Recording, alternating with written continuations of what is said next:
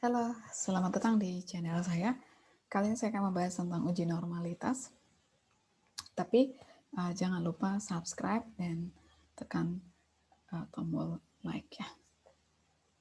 Oke, kita akan mulai uji normalitas. Uji normalitas ini kegunaannya adalah untuk menguji kenormalan data ya.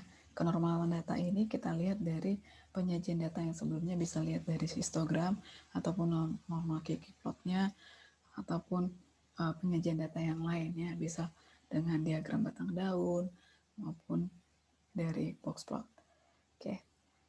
Uji normalitas adalah pengujian tentang kenormalan data, kenormalan dari distribusi datanya.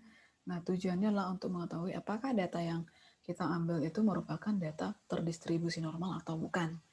Nah, kenapa ini perlu? Karena kita akan gunakan ini sebagai syarat untuk menentukan jenis statistik apa yang digunakan dalam pengujian selanjutnya ya. Nah, uji normalitas ini ada beberapa, ada Lilliefors, chi-square, Kolmogorov-Smirnov, Shapiro-Wilk. Tapi kali ini saya akan membahas tentang uji normalitas dengan Lilliefors. Nah, uji normal Lilliefors ini adalah menggunakan data dasar yang belum diolah dalam tabel distribusi frekuensi. Jadi masih datanya data tunggal ya. Kemudian nanti kita transformasikan nilai Z itu dalam nilai X itu ke dalam nilai Z ya. Yang dapat kita hitung nanti nilai luasan kurva normal sebagai probabilitas kumulatif normalnya. Nah, persyaratannya ini hanya bisa digunakan pada jenis data interval ataupun rasio. Kemudian atau boleh kita buatkan dalam data tunggal seperti yang tadi dijelaskan sebelumnya, atau belum dikelompokkan pada tabel distribusi frekuensi. Nah, ini dapat digunakan untuk sampel besar maupun yang kecil. Itu untuk uji Lilliefors tadi ya. Nah, langkah-langkahnya yang pertama adalah kita rumuskan hipotesis. Oke, H0 data berasal dari populasi berdistribusi normal, H1-nya adalah data berasal dari populasi tidak berdistribusi normal.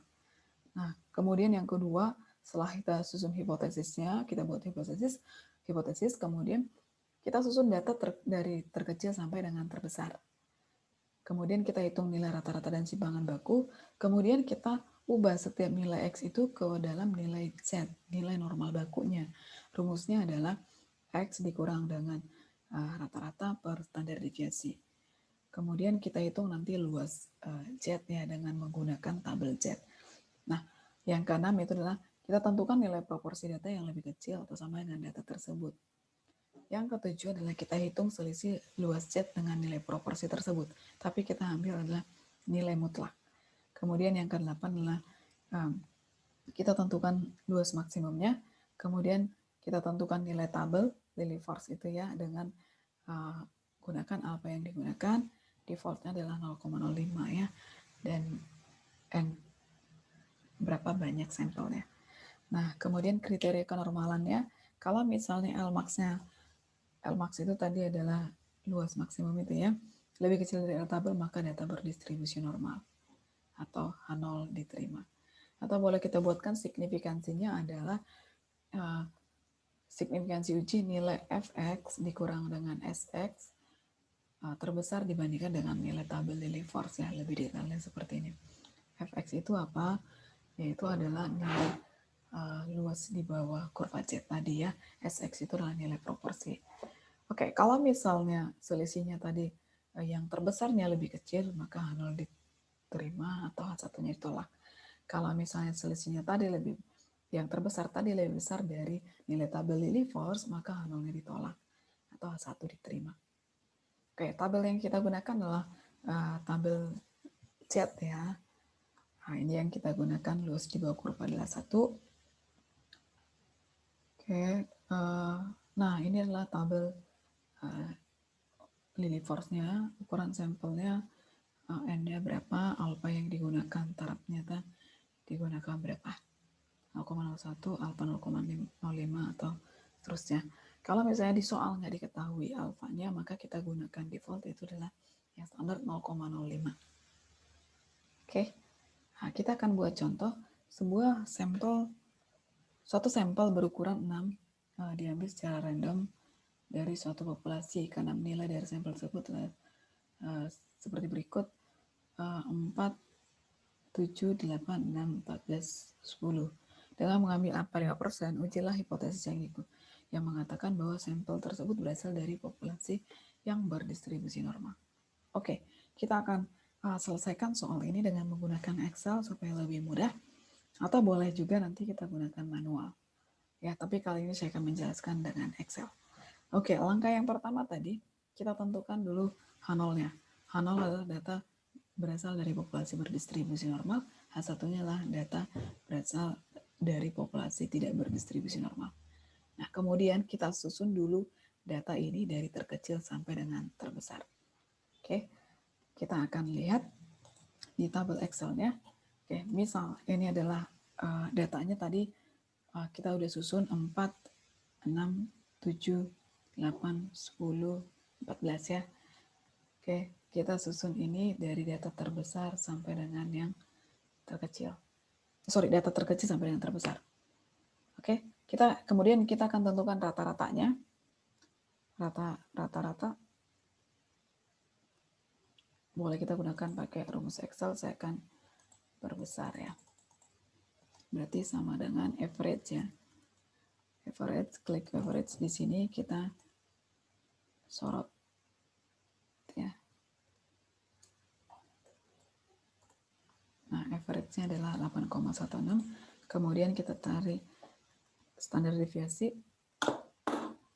Berarti sama dengan kita pilih ST standar deviasi sampel yang ini ya, karena ini adalah sampel. Oke, kita sorot datanya. Sama dengan. Oke, kita akan lihat frekuensinya ini. F itulah frekuensi ya. Frekuensinya yang tadi karena ini ratanya tunggal ya. 4, 6, 4 itu ada 1, 6 ada 1, 7 juga 1. Sorry. Ini semua 1. Oke, Z. Z-nya berarti tadi rumusnya adalah X dikurang dengan X bar-nya ya, rata-ratanya ada dibagi dengan standar deviasi, berarti sama dengan X-nya berarti 4 dikurang dulu ya, 4 dikurang dengan si rata-rata tadi, kemudian kita bagikan dengan standar deviasi. Sama dengan. Nah, dapat min 1,19. Oke, saya akan sorot ini, saya akan kunci ya. Supaya nanti dibagi B8, saya buat kemudian B9-nya juga saya kunci. Supaya nanti setiap datanya dibagi dengan B8 dan B9. Oke. Nah, kalau saya sorot ini dapatlah hasilnya Z itu adalah yang ini. Nah, perhatikan di sini dia B3 berarti 6 dibagi dengan 8,1667 ya, ini ya, baru dibagi dengan standar deviasinya ada di B9. Nah, luas di bawah kurva Z lah ya. Luas di bawah kurva Z. Luas di bawah kurva ya, atau kita buatkan tadi kalau pakai simbol dia misal dengan X, berarti sama dengan kita buat normal distribusi, kita buatkan nilai sampel. Nah, tinggal masukkan nilai Z-nya ya. Bentar. Tinggal kita sorot.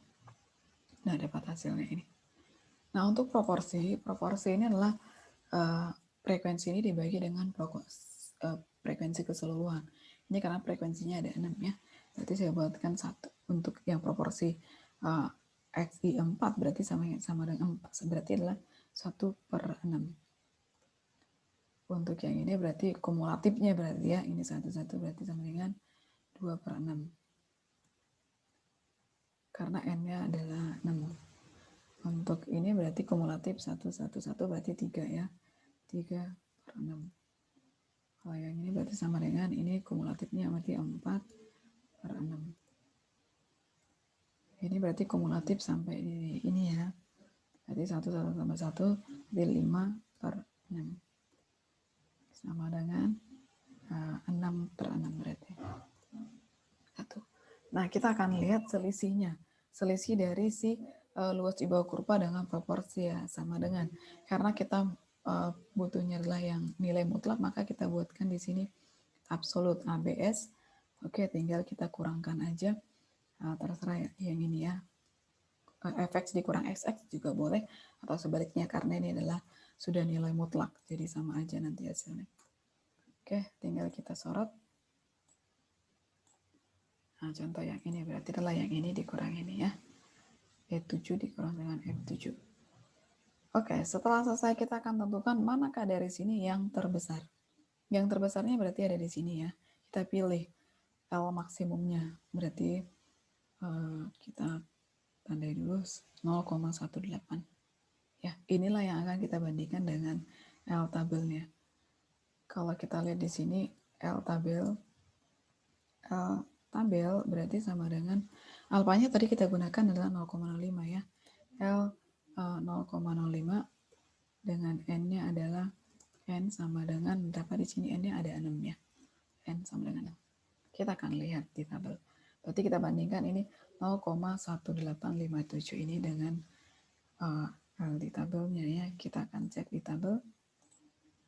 Alfa 0,5 dan N-nya sama dengan 6 ya. Berarti adalah 0,319. Berarti dari sini L tabelnya berarti sama dengan 0,319. 0,319 ini bagaimana perbandingannya dengan ini 0,1857 lebih kecil dari 0,319. Artinya L maksimum lebih kecil dari L tabel. Oke, kita lihat ke sini tadi. Nah, kalau L maksimumnya yang terbesar ini lebih kecil, maka H0 diterima. Artinya boleh kita simpulkan bahwa dari soal yang ini tadi, maka H0 diterima, artinya H0 adalah data berasal dari populasi yang berdistribusi normal. Demikian cara penyelesaiannya. Demikian penjelasan saya juga. Terima kasih sudah menonton video saya ya. Dan jangan lupa di like dan ditekan tombol subscribe. Thank you.